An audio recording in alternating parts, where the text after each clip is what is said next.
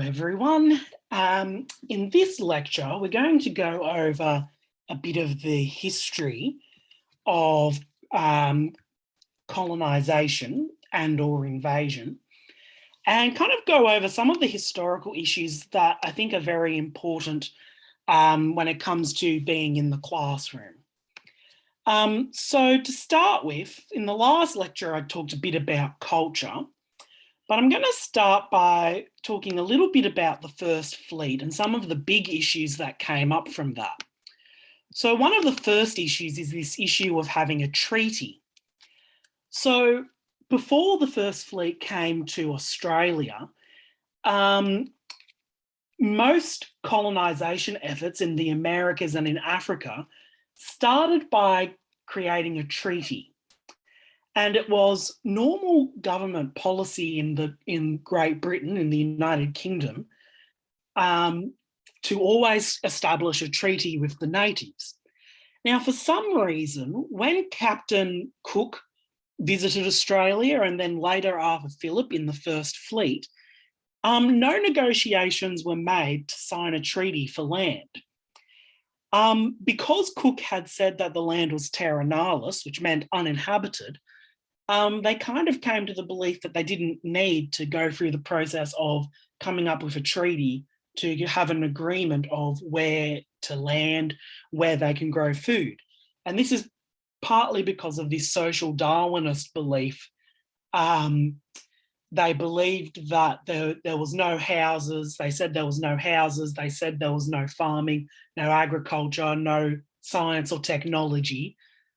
Therefore, these Indigenous people were not a civilization, basically, which meant that no one was there in their way of reasoning. And to this day, we still do not have a treaty that has been developed for the Indigenous people, outlining the relationships between the colonists and the original people that were there. And that is an issue that is still significant today. Another issue that is really significant is whether the First Fleet was a colonisation or an invasion. And I want to talk to you about some of the evidence that often doesn't get taught in history or English classes. So one of the things is that the First Fleet actually didn't go directly from England to Australia. They stopped off at Brazil, and they also stopped off at South Africa. One of the things that's really interesting is that when the First Fleet stopped at Rio de Janeiro, they got a lot of supplies like food and rum, but they also bought over 200 muskets. And some historians are saying, was there some intention that there was going to be an invasion? Because why didn't you get your guns from England? Why did you pick them up at Rio de Janeiro? And why did you get so many muskets? And something that was really interesting is that the muskets that they did buy and they did use were highly defective and had lots of issues with them.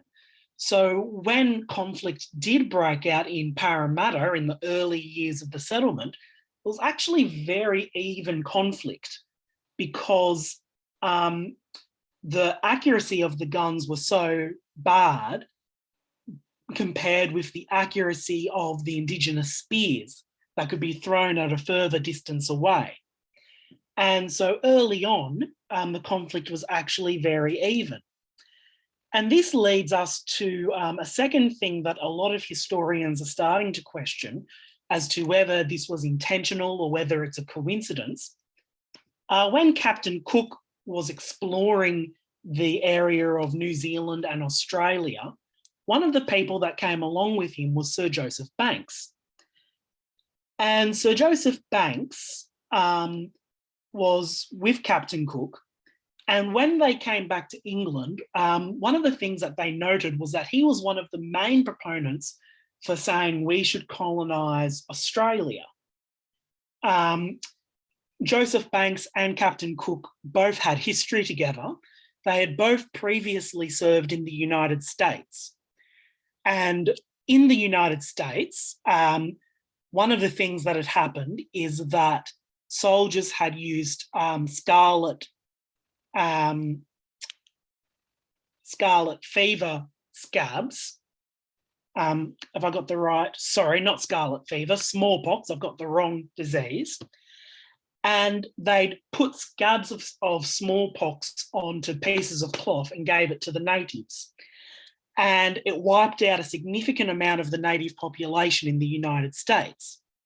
Now, curiously, Sir Joseph Banks was a doctor in medicine, and his leading thesis, his leading study was in smallpox. At the time, he was actually the leading epidemiologist in smallpox. And what was really interesting is that the crew manifests of the First Fleet with Arthur Phillip actually entails and explains that smallpox was actually carried on the First Fleet in jars. And it actually came along on the First Fleet. So some historians suggest that there's a lot of coincidences happening here. We know that smallpox came out as something that killed a lot of Native Americans. We know that Captain Cook and Joseph Banks were both there. Joseph Banks was the leading epidemiologist in smallpox. And then when the First Fleet comes, there is an outbreak of smallpox. And it happens just as the conflict is going bad for the settlers. And something that's really historians are trying to get to the bottom of is, did the first settlers intentionally bring smallpox along and use that to infect the Indigenous population? Considering how many muskets they brought, some historians are starting to think maybe the intention was to, kill them in a more explicit way. And then when that didn't work, a year later, they used smallpox. There's quite a bit of evidence that smallpox spread from Sydney Cove all the way out as far as to Northern Territory, to the extent that it actually impacted the sea cucumber trade that was in the Northern Territory, that was happening between China and the Northern Territory. So this is one of the issues that historically we're still trying to unpack, and we're trying to work out, is it a coincidence, or was there a deliberate attempt to try to wipe out the Indigenous population? We do know that there was lots of recorded events of violence between Indigenous people and between settlers. On this map, the red is the violence towards Aboriginals and the yellow is towards settlers. So you will see there's a lot more red. And these were called frontier massacres. And during the frontier massacres, we do have evidence that there were a lot of poisonings. There was a lot of occasions where water holes were poisoned or flour had arsenic added to it. Near where I live, there in the Hawkesbury region, there was a mass shooting where guns were kind of just distributed pretty willy-nilly, and people were told to shoot down Indigenous people in retaliation for something being stolen, I believe. And that one in the Hawkesbury was a particularly violent episode because Arthur Phillip actually knew who the thief was. There is evidence that they knew who the thief was, but instead of arresting the one thief and punishing the one thief, they distributed guns and shot down a whole bunch of people. So frontier wars is something that we need to be aware of as something that influenced their history. Now, in the 1960s, there was a big debate between these two historians called Windschuttle and Reynolds. Basically, Reynolds wrote a book about the frontier wars, and he was the first person to start to record all of the violent events that happened towards the Indigenous people. And he makes an argument that it was actually a genocide. And he makes the argument that the Australians, they came to Rio de Janeiro, bought heaps of guns. When they came to the shores, they tried to wipe out the Indigenous people, first by using guns, second by smallpox, and he calls it a genocide. Whereas Windshuttle goes the other way and he says, no, it was actually relatively peaceful. And he says that a lot of the evidence for the frontier wars, he can say it was actually about tracking down criminals and arresting criminals. And these two have a lot of back and forth about one saying, no, it was actually a relatively peaceful colonisation, and the other saying, no, actually it was a violent genocide. And so we need to understand that there are opinions going both ways on this. So, for example, some people start with the First Fleet, but Indigenous stories are actually starting earlier now, starting with Captain Cook and exploration.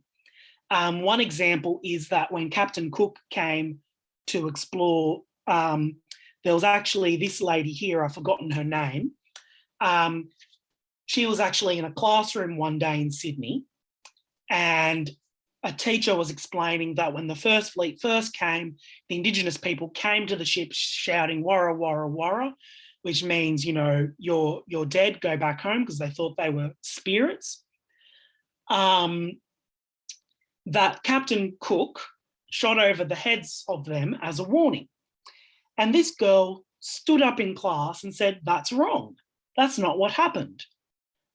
She said that there's an oral tradition in her family. She said that her great-great-grandfather was actually killed when Captain Cook came to the eastern coast. And she said that the story that had been passed down was that they basically shot down hundreds upon hundreds of Indigenous people and stole all of the shields as artefacts.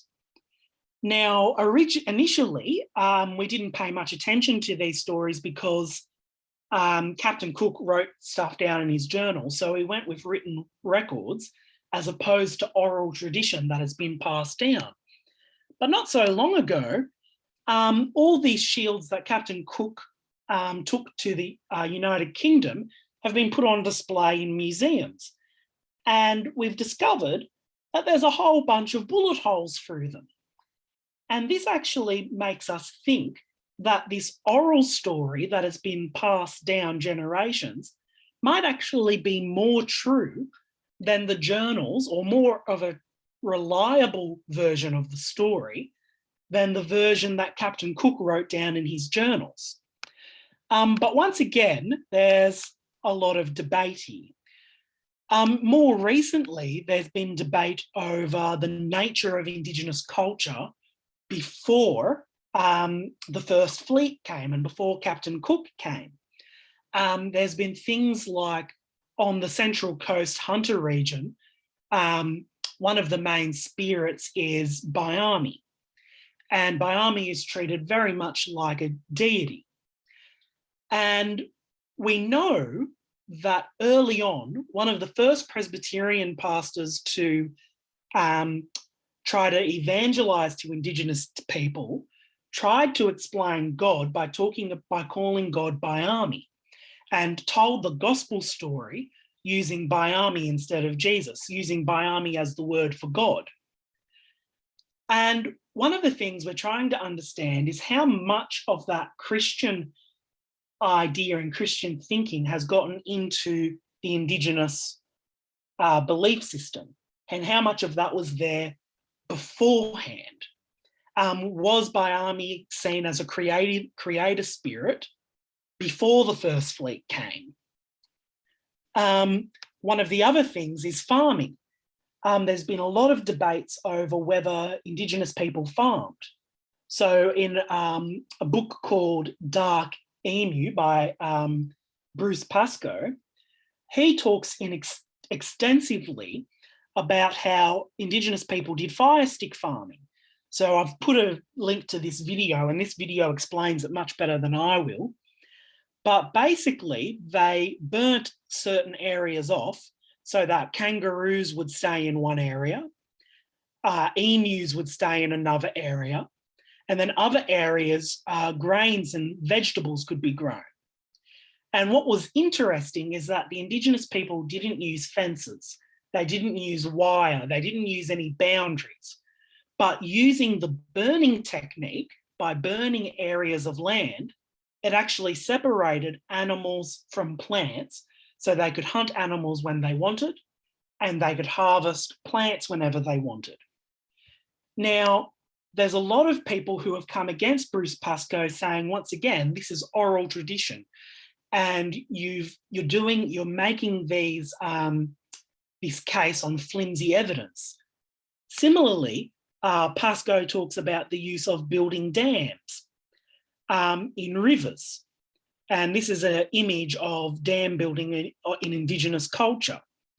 And he talks about houses that a lot of Indigenous people had, these stone structures. And he talks about the sources, like people like Thomas Mitchell, who were explorers, and he breaks down the stuff that the explorers said to say, actually, the Indigenous people were not nomadic. They actually lived in dwellings. And he makes this case that there were Indigenous dwellings. And he, of course, talks about the reason why you never hear about Indigenous dwellings is because Captain Cook had made the case of Terra Nullius. So all the way back here, Captain Cook has said,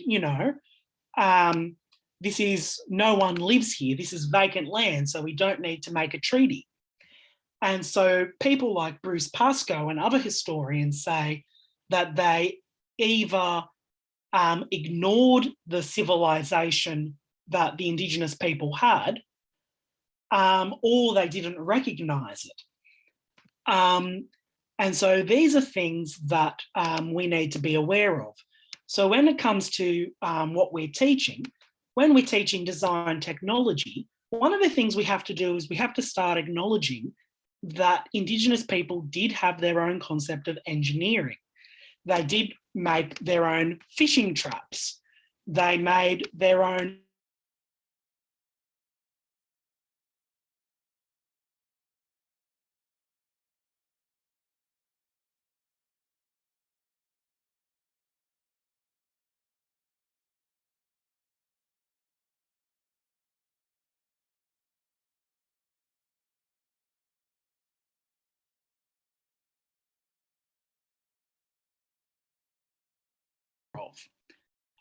I hope that's helpful, and I look forward to making the next lecture.